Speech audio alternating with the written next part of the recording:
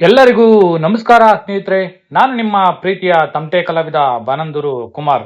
ಇವತ್ತು ಒಂದು ಕಾರ್ಯಕ್ರಮದ ವಿಡಿಯೋನ ನಿಮ್ಗೆ ತೋರಿಸ್ತೀನಿ.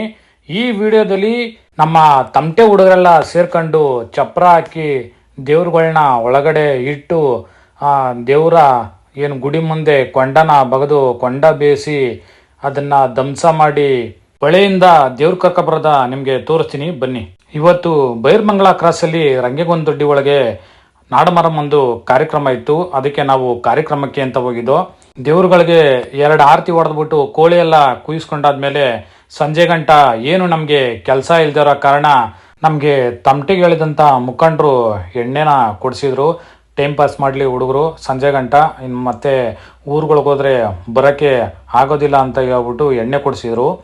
ಆ ಎಣ್ಣೆನ ನಮ್ಮ ಹುಡುಗರುಗಳು ಕುಡಿದ್ಬಿಟ್ಟು ಕೋತಿಗೆ ಎಂಡ ಕುಡಿಸಿದ್ರೆ ಯಾವ ರೀತಿ ಆಯ್ತದೋ ನಮ್ಮ ಹುಡುಗರಿಗೂ ಅದೇ ರೀತಿ ಆಯ್ತು.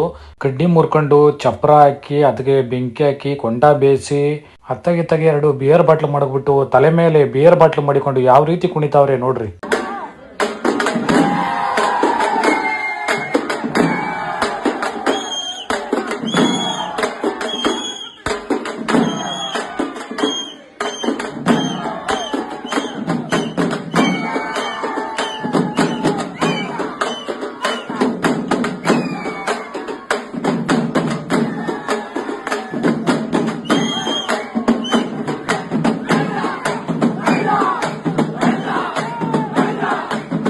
ನಮ್ಮ ಹುಡುಗ ನಿಜವಾದ ಕೆಂಡದ ಮೇಲೆ ಕಾಲಿಕೊಂಡು ತುಂಬಾ ಚೆನ್ನಾಗಿ ಕೊಂಡ ಆದ.